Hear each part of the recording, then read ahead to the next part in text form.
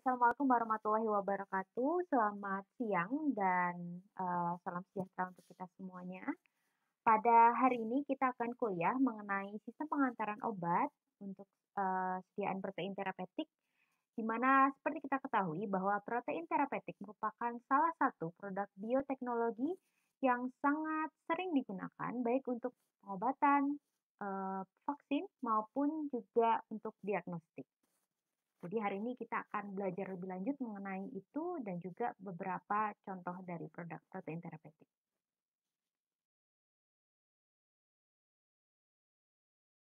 Untuk capaian pembelajarannya, di sini diharapkan kalian mampu memahami definisi dan juga berbagai macam jenis protein terapeutik. Kemudian juga diharapkan mampu mengetahui cara produksinya dan yang terakhir mengetahui beberapa strategi yang digunakan untuk meningkatkan penghantaran dari protein dan juga peptida terapeutik. Baik, kita langsung masuk pada pembahasan yang pertama, yaitu mengenai definisi dan juga jenis protein terapeutik. Dan di sini saya sudah memberikan contoh beberapa protein terapeutik. Kita akan bahas sekilas. Yang pertama adalah lantus dengan kandungan insulin glargine, yaitu insulin long acting. Untuk sediaannya ada berupa cartridge ini ya, yang akan dimasukkan ke dalam pen dan juga ada berupa vial. Contoh yang kedua adalah octreotide. Di sini berupa liquid. Langsung dipakai di vial. Dan juga contoh yang ketiga ada vaksin hepatitis B. Berarti kalian sekarang juga tahu protein terapeutik itu tidak hanya untuk terapi, tapi juga bisa untuk prevensi atau vaksinasi gitu. Dan contoh yang terakhir adalah etanercept. Etanercept ini kandungannya adalah antibodi monoklonal terhadap tumor nekrosis faktor alfa atau TNF-alfa yang bisa digunakan untuk terapi rheumatoid arthritis. Di mana kita juga tahu pada RA itu terjadi overekspresi dari TNF-alfa, jadi kadar TNF-alfanya meningkat. Di sini kita bisa memberikan terapi etanercept yang merupakan antibodi terhadap TNF-alfa sehingga TNF-alfanya itu jadi inaktif dan proses inflamasi tidak jadi begitu parah. Selain dari produk ini, kita akan bahas di belakang lebih detail mengenai beberapa jenis protein terapeutik, fungsinya untuk apa, mekanismenya bagaimana, contoh produknya apa.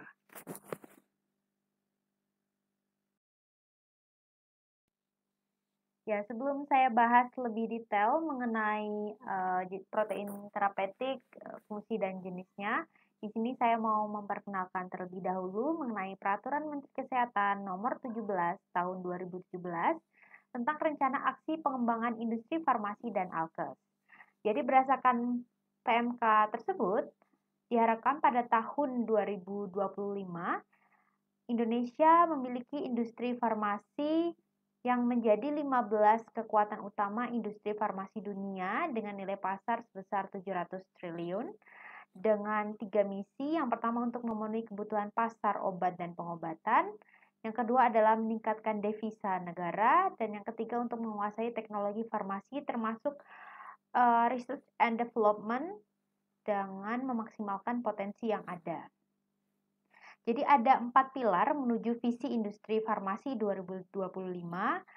Yang pertama adalah pilar biofarma. Jadi nanti diharapkan industri bisa menghasilkan produk biofarma atau biotek.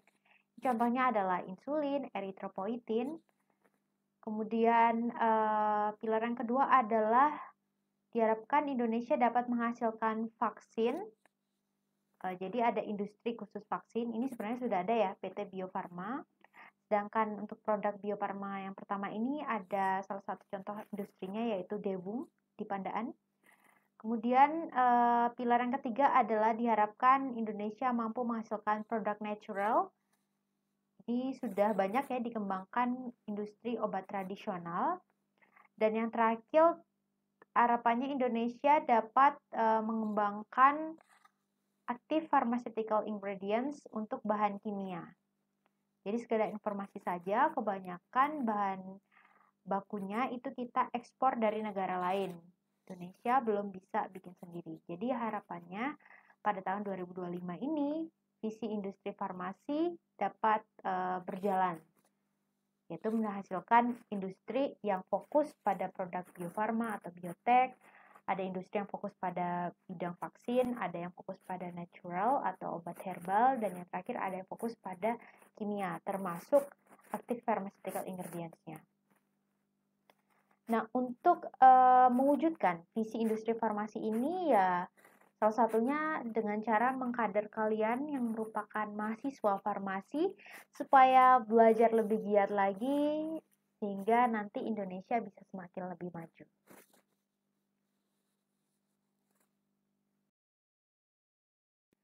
Ya, berdasarkan PMK tersebut, di sini ada beberapa skenario pengembangan produk bioteknologi.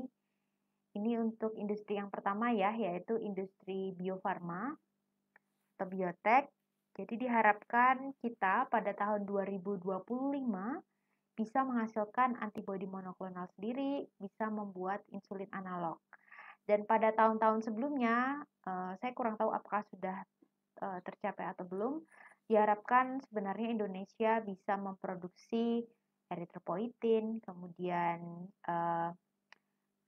GCSF, insulin, stem cell, EGF, enoxaparin, bahkan interferon, trastuzumab, dan lain-lain. Jadi sebenarnya ini adalah target pada tahun segini diharapkan bisa produksi ini, tahun selanjutnya ini apa, dan yang terakhir pada tahun 2025 dihasilkan produk apa.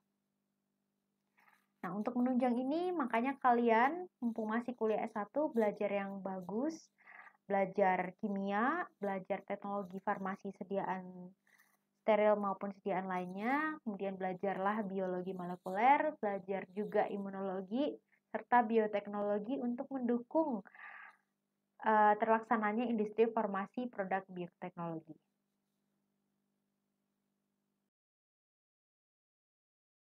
Selain produk bioteknologi, diharapkan juga kita bisa menghasilkan produk vaksin yang tentunya sebenarnya sudah dijalankan oleh industri PT Bio Farma.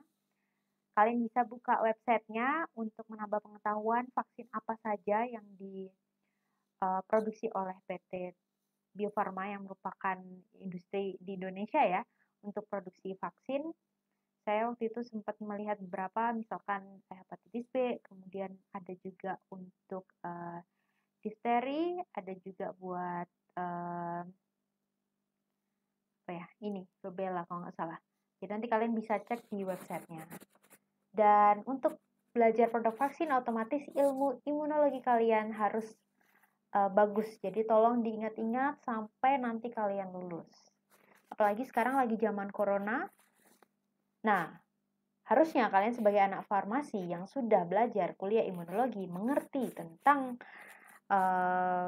kayak rapid test, kemudian tes PCR, itu prinsipnya seperti apa. Karena kita juga sudah belajar imunologi, biomol, dan juga biotek.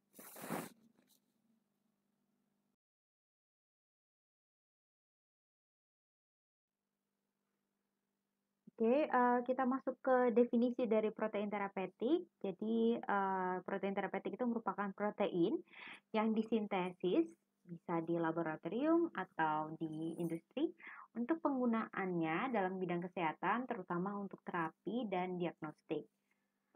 Nah, protein terapeutik memiliki beberapa keuntungan. Nanti di belakang kita juga akan bahas lebih detail. Tapi secara umum aja, jadi protein terapeutik ini merupakan kelompok fungsional yang sangat bervariasi. Dan nanti di belakang kalian akan belajar tentang apa saja pembagian protein terapeutik yang nanti fungsinya juga berbeda-beda. Kemudian yang kedua, memiliki efek samping minimal karena memiliki spesifisitas yang tinggi. Ya, ini jelas saya kasih contoh yang gampang saja. Misalkan tadi etanercept itu kan antibodi monoklonal yang spesifik untuk menghambat tumor necrosis faktor alfa atau TNF alfa. Jadi jelas targetnya spesifik dan otomatis kalau misalkan spesifik menghambat TNF alfa ya efek sampingnya ya minimal karena yang dihambat hanya TNF alfa saja. Kemudian yang ketiga, memiliki resiko yang rendah untuk menginduksi respon imun. Ini betul karena kebanyakan protein terapeutik ini juga protein yang ada di tubuh kita seperti itu. Jadi memang sudah dikenali sebagai protein kita sendiri seperti itu. Tapi tidak menutup kemungkinan tetap ada saja yang terjadi reaksi imunitas akibat pemberian protein terapeutik. Dan yang terakhir, untuk perkembangan uji klinis dan persetujuan FDA ini lebih cepat dibandingkan dengan small molecule. Memang lebih cepat karena tadi sudah jelas untuk spesifisitasnya, akan tetapi untuk proses pembuatan protein terapeutik itu tidaklah mudah. Ya, tidak mudah karena juga tahapnya ribet dan juga butuh biaya yang banyak seperti itu. Itu secara umum tentang ya, sebelumnya kita akan mengingat kembali mengenai struktur protein. Jadi, secara definisi protein itu merupakan makromolekul yang terdiri dari asam amino yang berurutan dengan urutan tertentu gitu. Dan baik protein maupun peptida memiliki konformasi 3 dimensi yang berkaitan dengan fungsinya. Jadi protein ini kalau misalkan kita lihat itu kan memang tersusun dari asam amino. Ini adalah struktur protein yang primer. Jadi ini ada beberapa asam amino tersusun rapi. Nah, tapi tidak berhenti begini saja, akan tetapi protein memiliki struktur sekunder, yaitu bisa kayak ini ya, terlipat-lipat gitu, jadi alpha helix dan juga plate sheet. Tapi tidak berhenti di sini saja karena masih ada struktur 3 dimensi. Jadi untuk memberikan fungsinya ini biasanya strukturnya harus 3 dimensi, jadi harus mengalami folding. Ini ada 3-dimensional folding. Folding itu adalah lipatan. Jadi tadi sudah ada susunan asam amino, udah ada berbentuknya alpha helix dan lain-lain, itu nanti harus dilipat-lipat dulu sampai membentuk struktur yang berkaitan dengan fungsinya. Jadi kalau bentuknya seperti itu baru bisa memberikan efek. Kalau misalkan foldingnya salah, maka protein itu bisa saja tidak memberikan efek. Nah, terus ada juga quaternary. Kalau quaternary ini berarti ada beberapa chain. Jadi misalkan ini ada chain A, ada chain B, seperti itu. Itu adalah ya, jadi selain protein terapeutik, sebenarnya untuk terapi ataupun diagnostik juga ada berupa peptida terapeutik. Nah, jadi di sini kita mengenal sekilas bahwa asam amino nanti kalau bergabung itu menjadi peptide, dan nanti kalau peptide saling bergabung menjadi protein. Untuk asam amino penyusun protein, ini kalian bisa lihat misalkan glisin, kemudian serin, valin. Ini dihubungkan oleh ikatan peptida yang kita sebut dengan ikatan amida. Kalian bisa lihat gambarnya di sebelah kanan, ini juga ada asam amino, nanti digabungkan jadi satu dengan ikatan amida.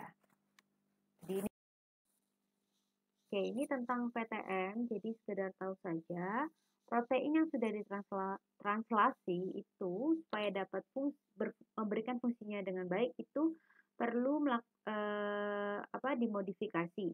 Nah, modifikasinya itu bisa macam-macam. Kalian bisa lihat di gambar sebelah kanan.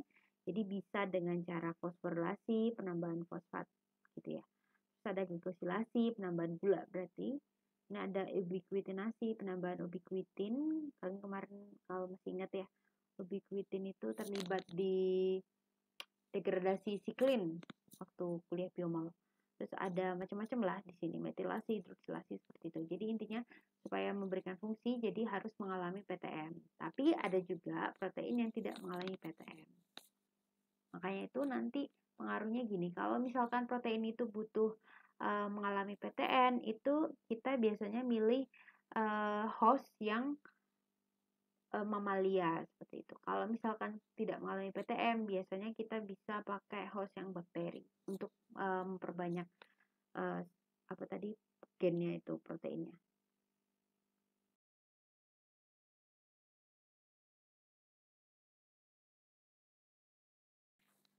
Protein terapeutik sebenarnya sudah sejak lama sekali dikembangkan.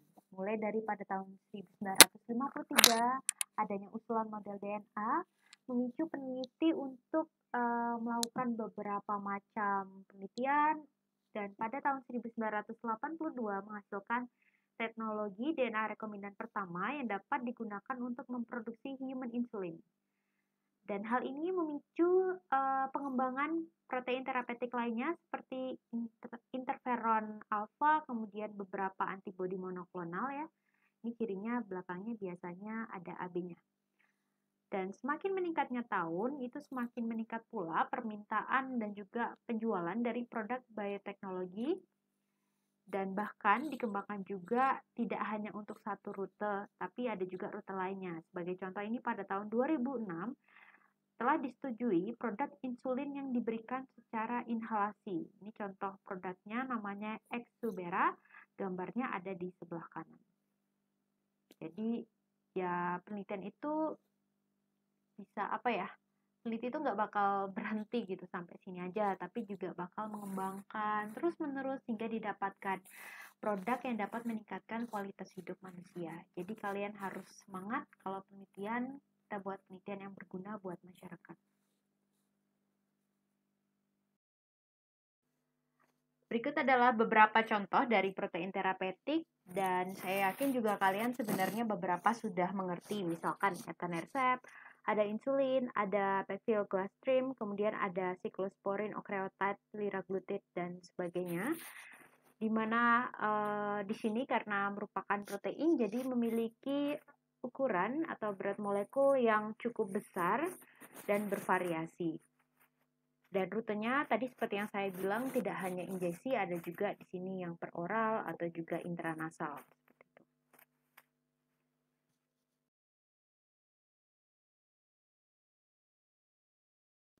Oke, sebelumnya tadi kita juga sudah membahas mengenai beberapa keuntungan protein terapeutik seperti sifatnya spesifik sehingga kerjanya nanti juga spesifik.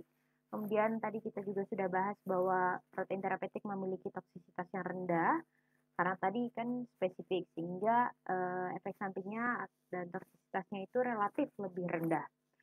Dan salah satu keunggulan lainnya adalah strukturnya kompleks, di mana kita tahu protein itu merupakan makromolekul sehingga sangat susah untuk ditiru. Jadi kalau misalkan obat kimia gitu ya, itu kalau misalkan kita mau niru kan relatif lebih mudah karena strukturnya lebih mudah kan, small molecule seperti itu. Kalau dari kelemahannya, yang pertama adalah protein terapeutik itu memiliki kelarutannya rendah sehingga bioavailabilitasnya secara oral itu juga rendah. Nanti kita di belakang bahas tentang beberapa kendala pemakaian protein terapeutik dari pada beberapa rute. Kemudian protein terapeutik itu secara umum kurang stabil karena kan memang protein itu gampang terdegradasi gitu, terdenaturasi, dan juga memiliki waktu paruh yang cukup pendek. Dan juga dapat menimbulkan reaksi imunogenesitas. Jadi karena ini protein, bisa saja tubuh kita menginduksi pembentukan antibodi terhadap protein tersebut. Ya, tapi tidak semuanya mengalami ini, jadi ya memang kita list saja beberapa kelemahannya. Kemudian ada juga ini protein harus mengalami modifikasi pasca translasi dulu untuk memberikan efeknya. Tadi kan kita sudah bahas mengenai folding. Nah, selain folding sebenarnya ada beberapa jenis modifikasi lainnya yang tentunya protein itu harus mengalami PTM terlebih dahulu supaya bisa memberikan efek. Dan yang terakhir adalah harganya mahal karena kita tahu tadi juga strukturnya spesifik, kemudian kompleks, tahapnya susah, harganya juga mahal.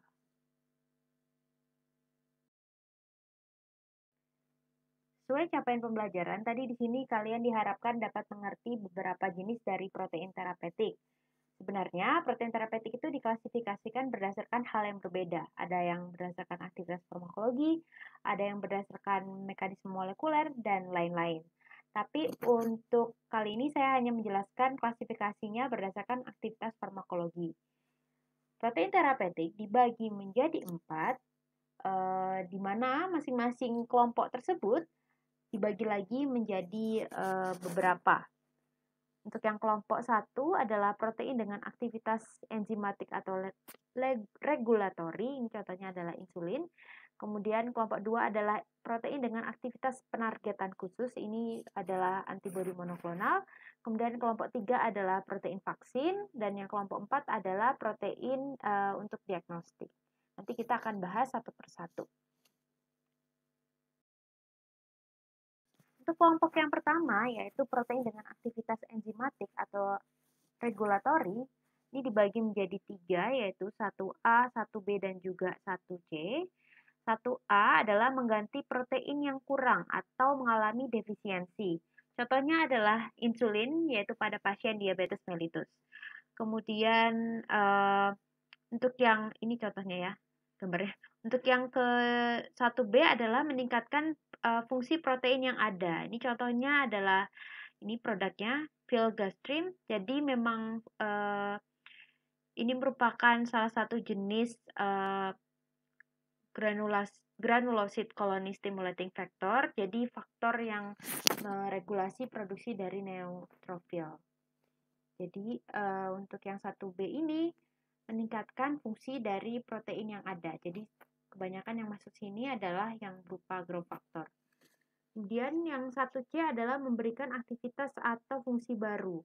Contohnya adalah Mioblok, nama produknya, dengan kandungan rimabotulinum toksin. Jadi ini isinya toksin yang dapat memblok konduksi saraf dengan cara mencegah pelepasan dari asetilkolin.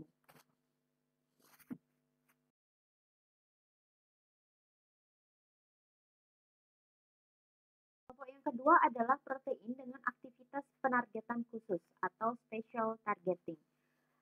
2A mengintervensi molekul tertentu. Ini contohnya adalah Avastin dengan kandungan bevacizumab. Kalian bisa lihat gambarnya di sebelah kiri, yaitu oh ya, saya mau kasih tahu kalau misalkan belakangnya MAB ini biasanya merupakan antibodi monoklonal.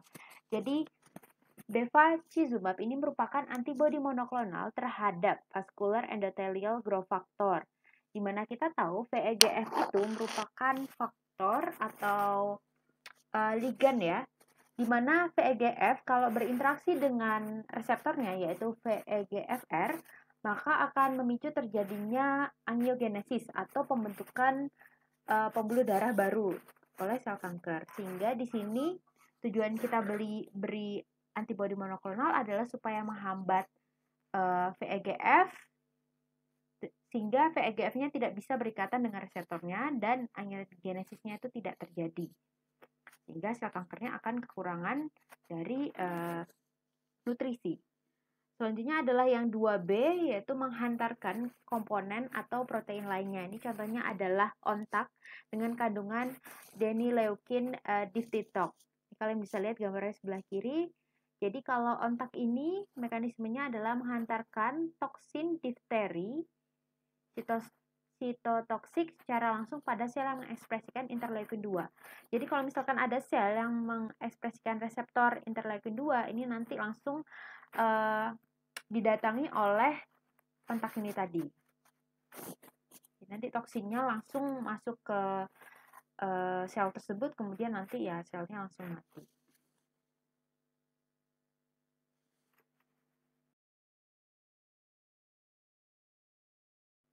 Kelompok ketiga adalah vaksin protein yang dibagi menjadi 2. Yang 3A adalah melindungi terhadap senyawa asing. Ini nama lainnya adalah imunisasi aktif atau vaksinasi. Contohnya adalah HBsAg. Jadi vaksinasi HBsAg untuk mencegah terjadinya hepatitis. Jadi HBsAg seperti kita ketahui ini merupakan antigen yang ada di permukaan virus. Jadi karena ini vaksinasi aktif, jadi kita memberikan antigennya dulu, kemudian harapannya adalah tubuh dapat memproduksi antibodi terhadap antigen tersebut, sehingga kalau suatu saat terpapar, tubuh sudah siap karena sudah punya antibodi terhadap HBsAg tersebut. Kemudian yang 3B adalah dengan cara mengobati penyakit, biasanya untuk penyakit autoimun. Contohnya adalah anti-resus immunoglobulin G. Ini nama lainnya adalah imunisasi pasif. Jadi kita memberikan langsung antibodinya atau imunoglobulinnya. Di sini biasanya kalau profilak ini buat pasien hamil yang biasanya ibunya itu resusnya negatif tapi anaknya resusnya positif, sehingga diberikan IgG supaya kalau suatu saat tubuhnya tuh mengenali resus dari anaknya yang positif, nanti tinggal kita berikan imunoglobulinnya. Jadi untuk penangkalnya seperti itu. Untuk kelompok keempat ini adalah protein terapeutik yang berfungsi untuk diagnostik. Salah satu contohnya adalah Geraf dengan kandungannya sermorelin asetat yang berfungsi untuk diagnosis ada tidaknya gangguan pertumbuhan. Di mana sermorelin ini sendiri merupakan agonis dari growth hormone.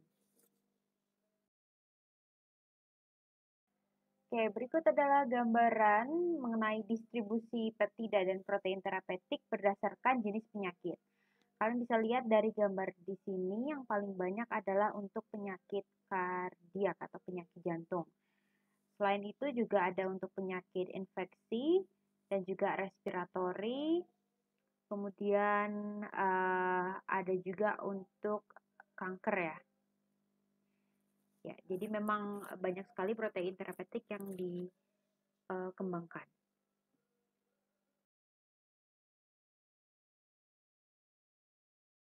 Berdasarkan fungsinya, peptida dan protein terapeutik yang paling banyak dikembangkan adalah kelas 1B yang bekerja dengan cara meningkatkan fungsi protein yang sudah ada. Dan di sini tadi kalau kalian masih ingat contohnya adalah filgrastim yang fungsinya untuk menstimulasi produksi dari neutrofil dan sebagainya. Di sini ada juga terlihat yang banyak lainnya adalah grup 1A yang bekerja dengan cara tadi menggantikan fungsi protein yang mungkin kurang seperti insulin, dan juga disusul oleh yang 18% yaitu grup 2A yang bekerja dengan cara menghambat tadi secara spesifik seperti antibodi monoklonal. Jika berdasarkan rute administrasi, ini yang paling banyak memang sediaan intravena karena lebih mudah, lebih praktis ya untuk digunakan. Disusul dengan rute subkutan dan juga rute IM. Jadi kebanyakan memang rute parenteral. Kalau misalkan di sini kalian lihat yang kecil ya, 1% itu kan ada macam-macam kayak topikal, inhalasi, itu kebanyakan sedikit dikembangkannya, dan 4% saja itu berupa sediaan oral.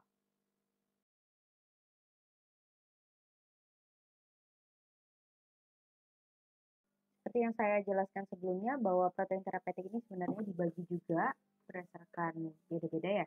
Nah, sedangkan berdasarkan kelas farmakologinya, klasifikasinya seperti yang kalian bisa lihat di sebelah kanan, dari data yang ada ditemukan bahwa produksi protein terapeutik terbanyak adalah yang memiliki mekanisme atau kelas farmakologi untuk imunosupresan, disusul dengan untuk antineoplastik yaitu untuk cancer. Memang kalau terapi kanker ini banyak sekali yang berupa protein terapeutik, makanya harganya mahal-mahal. Oke, jadi seperti yang kalian tahu, obat itu tidak hanya small molecule drug, tapi ada juga berupa protein terapeutik.